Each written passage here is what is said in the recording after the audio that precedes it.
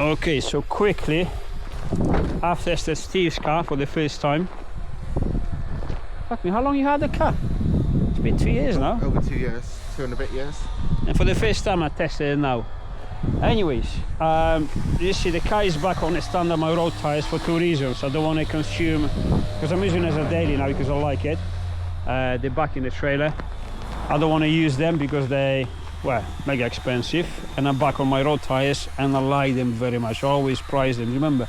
I always say how good they are, very predictable on the dry, incredibly sticky on the dry, in the wet, and still predictable. Anyways, there was a problem with the car and I thought my rack was pretty much gone because there was a stiffness in the steering wheel. So pretty much you turn the car in, it doesn't want to steer back.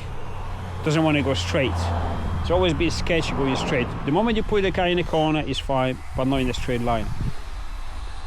Some other people reported similar stuff with actually smaller tires. That guy is 245, Yeah, which same as mine. same as yours, but I'm thinking that could be because of the camber settings. Because again, on mine, what I had a 1 degree camber and it was horrible. I put 2.5 degree on a camber on the front, and the problem kind of disappeared by 50%. So definitely came from there. But I want to make sure low pressure on the back. Steve's car handle is just great as it should be. Well, you always price like I've always said lowest, it was great, yeah. But And, I've had no one to drive it to know. Tell me any difference. exactly. Could have been shit for all I knew. So you have to understand it's like this. The MR2's, they're quite sharp. They really like cornering. Now, minimum movement and you make in a corner, which is good, but you have to get used to. If you're driving a big old make, very, very they will pull you off immediately. You have to get used to it. People say, you know, it's an overused term, but people say about like go-kart, feeling like a go-kart. It is. This is about as close as you're getting, yeah. The problem is mine actually with those big tires became actually the go-kart. Well, you know, when you really have to keep the steering, you know, there, it's like fighting all the time. This is exactly the same. The moment I put the car even slide in the corner, beautiful, absolutely beautiful. She just wants to corner, but not in a straight line. Daily use on the road, pain ass. So back on the standard tires is good and it's better.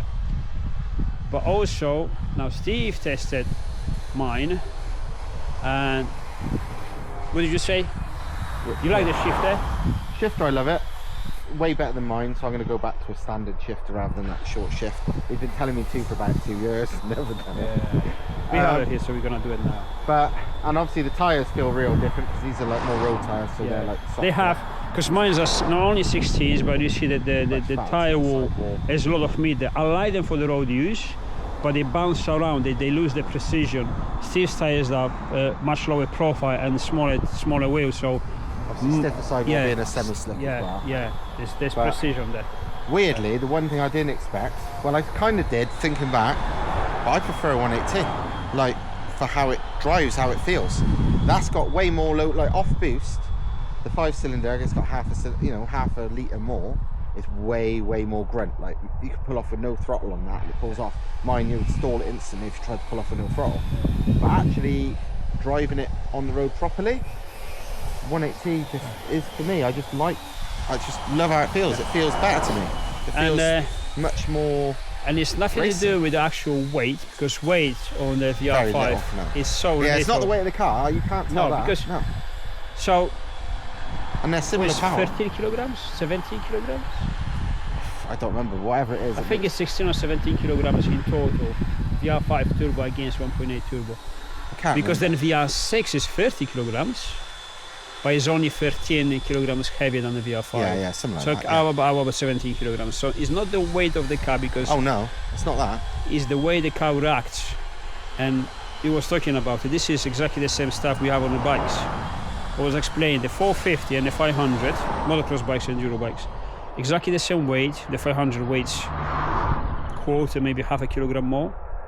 But the problem is, so the bore of the cylinder is exactly the same. The stroke on the crank is longer. So what you have a little bit more weight on the crank. And that tiny bit of a weight on the crank, which is very little, makes them two completely different motorcycles. Everyone knows that the 500 is very planted and 450 is very nimble. All it changes is the mass of the crankshaft. Nothing else. The valve train, everything is identical, spot on, exactly the same. In these cases, we see exactly the same stuff. is a gyroscopic effect of rotating mass, which is the engine, obviously, the crank. That's heavier, that's lighter. That one feels way more nimble. Yeah, and I've always said it, because like I said to you off camera, I've always preferred, you know, I've done V8 swaps on things where I've gone from 4 cylinders to V8s and stuff.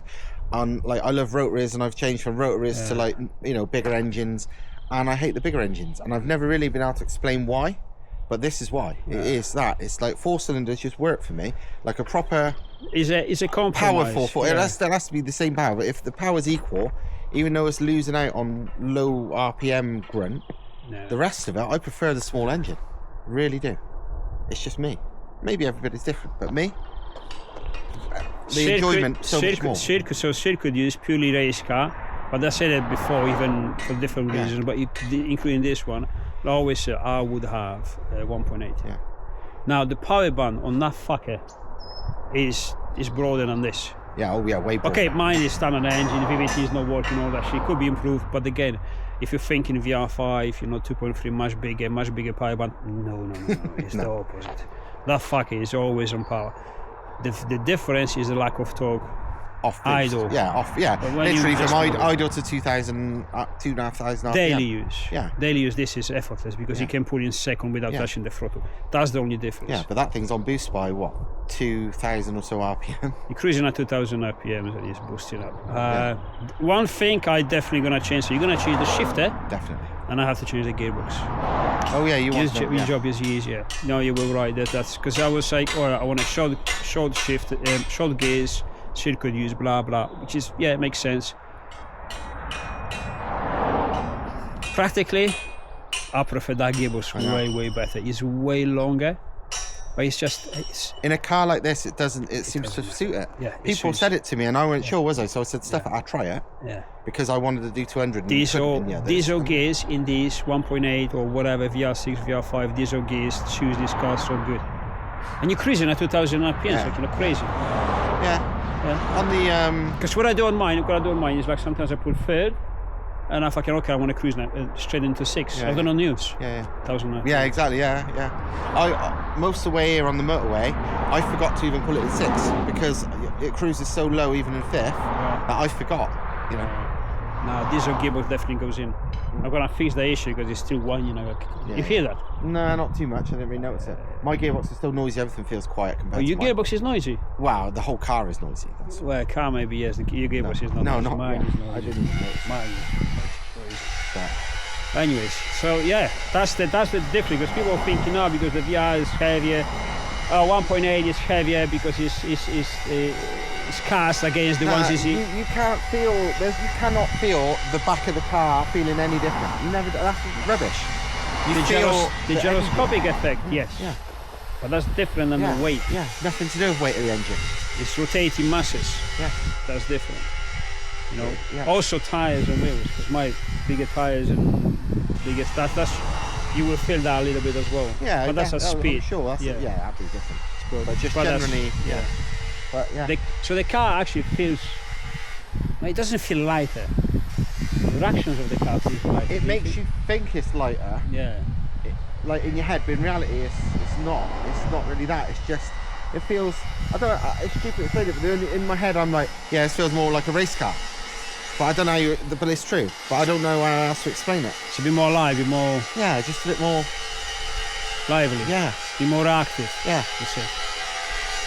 Whatever you want to say. But now this has made me really want to keep a 118 no matter what. 2 completely different cars. It depends what you want to do. Yeah.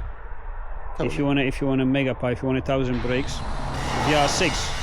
If you want a live car, track use, 1.8. And also, a lot of people... I think the VR5 is in between. Yeah. That's a good choice in between. Don't forget, a lot of people don't have these cars to rag the absolute tits out of them like we do. So maybe, again, a bigger engine might suit them because they just want a more relaxed drive. That's why so many of these people like V6 conversions on these, whereas because I drive a bit more just only for fun, the 1.8 seems to suit me. But everyone's different. But you can't go wrong again. Everything's a right answer. Just depends what level of right you want. Yeah. But springs. 7 kilograms on the front, 10 kilograms on the back. Is it uncomfortable? No, not at all. Absolutely good. And I'll tell you something which is weird. I can barely put my fingers here. See? No rub. Actually, on this side is even less because I didn't put them nicely. You see, you can barely fit my fingers here. Look. No rubbing anywhere. This is from the old fenders, but there's no rubbing here. I can't believe anyone would think they were too stiff. Very comfortable. I mean, very comfortable. He's not a Lexus, but no. It's but good. It's good for a little two-seat sports car, road car all day long. There you go. You finish it. That's how you see it. You finish the video. Talk about him. What? Give him a hand. Okay. Bye. But yeah, honestly, it's strange. But yeah, no way are these coilovers too stiff. I don't care what anyone says. Like, I don't know. What do you expect for a sports car? I could daily it all day long like this, but yeah, I don't think there's a wrong answer when it comes to what engine you want. But me personally, it's that. I'm very surprised. Very surprised. I'm kind of glad I stuck with a 180T rather than, because all the time I've been thinking, oh, I go to VR, I go to vr5, I build another one with a vr5, I build a big power vr6 and all this stuff.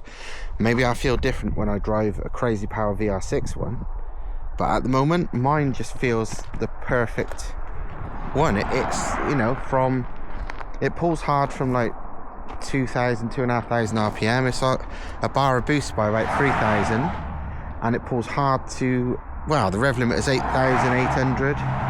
Even the peak power is 8,000, so it's got a massive power band. It's the first thing Thomas said when he come back. It's like, your power band's massive, and he only rev mine to 7, I think. So, but unlike this I could pull off from here uphill without touching the throttle. Even on flat ground, if I just lifted up the throttle, wouldn't, it would stall on mine. So yeah, things are very different, and obviously a VR is a step up again, because this is half a litre difference. A VR versus mine would be over a litre difference, up to 1.5 litres if you've got a 3.2, and best part of 3 litres if you use the 3.6. No, best part 2 litres, sorry. So it's a very, very different car. It depends what you want and what you like. But me, it's a bit, it's like motorbikes. It's a difference in a way between how you've got like a cruiser motorbike and a 1 litre screamer. They've both got fairly big engines. These litre bikes where one will rev to the moon and one won't. Thomas's one is peak 6.5, revs to 7 odd. Mine's peak low 8s. So it just feels like a very different car. There's no wrong answer. It's just different preference. Different, yeah. I don't even, and the thing is, these cars, like you said, they're so reactive in every way, because they're light, because they're set up good, that the littlest change, be it engine, be it suspension, be it tyres, can transform how they are anyway, which is kind of why I like them so much, because you can make them how you want them. The only thing is, you really have to be careful on alignment. It has to be spot on. Oh god, yeah. Mine was spot on. Well, no, it wasn't. It was very, very close. Like usually you'll just leave them on other cars. These, no, you honestly have to be so precise. I've never done alignment so precise in my life. I mean, now I feel better. And obviously I left the bolt rules more on, so I have to adjust it then. So alignment is very sensitive. Camber from 1 degree to 2.5 degrees, so only 1.5 degrees difference. Yeah, that problem disappeared by half. Yeah. I'm pretty sure if I went about 3.5 degree camber, it would be good. Yeah. But that would be too much for me because there's no roll now. Yeah. It's the trouble. In a circuit, just circuit maybe, because we have to test it, but road, fast road use. Yeah, no. well it depends. Yeah, it depends what you're trying to build the car for, isn't it? But this is also very good because you get to know your car. Because it's so sensitive. You go on a circuit, you do small changes, you feel them. Yeah. You see what they actually do to the car. Yeah. They're very transparent, they're very clear. Yeah. Of what they do. Well, this is part of the reason why that works. I like how that is because I've had it so long. Oh, it's good. You get used to, you can make the little tiny changes that know it's right. So it's like, yeah, this feels spot on to me. And the littlest things, it's like, yeah, I can improve that, I can improve that. And this is what we all say about when people are always making modifications before they've even tried their car. It's like, mate, try it first. Learn the car, Yeah. understand it, Yeah. understand what you actually want Yeah. to improve or change. And then do More it. things Yeah. to do. Which is what I've always done to that. I mean, because it's been on the road the whole time, little change, little change, little change, nothing much, and it just works, and it's good, and it's like, job done. So, It's good, we had the splitter and you ready? hopefully, Half ready. half ready,